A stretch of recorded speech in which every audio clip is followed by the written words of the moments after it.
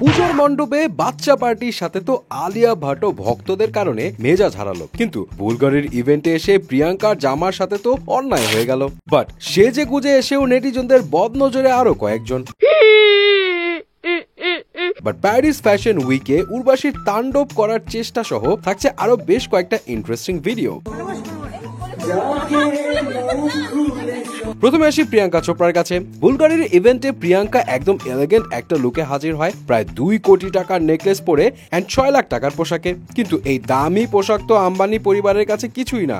মানে ফটোশুটের সময় ঈশা আম্বানি যেভাবে জামায় পা দিয়ে রেখেছিল বেচারি প্রিয়াঙ্কা, আর এই জায়গায় অবশ্য সবাই ধরা। অবশ্য ওই ইভেন্টে প্রিয়াঙ্কা চোপড়ার পাশাপাশি দ্য মোস্ট বিউটিফুল তামান্না ভাটিয়াও ছিল। দুজনের হেয়ার স্টাইল দেখে একই পার্লার থেকে সেজে আসা টাইপ লাগলেও তামান্নার আউটফিট দেখে অনেকে বলছে, কিরে ভাই গিফট বক্স বানায় ফেলছে যে, যদিও দাম এটার প্রায় 2 লাখ টাকার কাছাকাছি।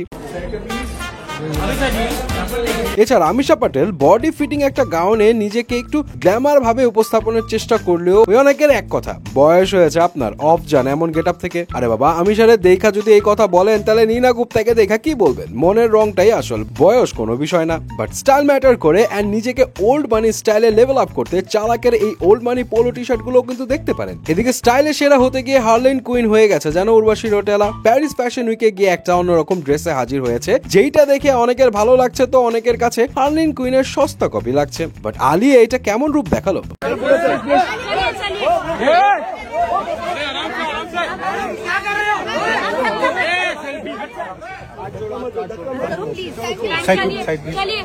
ভক্ত তো মামা বাড়ির আবদারের মতো একদম আলিয়াকে টান দিয়ে দিল, যা দেখে বডিগার্ড চটে গেল। বাট সারপ্রাইজিংলি আলিয়া ভক্তদের উপর না চেটে বডিগার্ডকে ফাপড়ে রাখলো। এন্ড এই ঘটনা ঘটে রানী মুখার্জির পুজোর অনুষ্ঠানে এসে। সেখানে আলিয়া ভাট প্যাপারাজিদের সাথে তো একদম কঠিন ভাবে মিশে যায়, যদিও রানী মুখার্জির সাথে একটু আউচ মোমেন্ট হয়ে গিয়েছিল।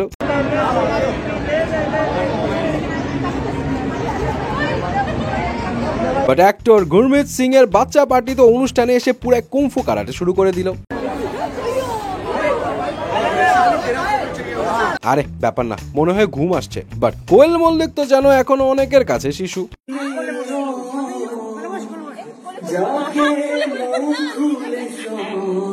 আরে বাবা, রঞ্জিত মল্লিকের হিট নায়িকা বলে তো কথা, না চাইলেও কোলে তো বসতেই হবে। তবে মোমেন্টসটা কিন্তু কিউট ছিল।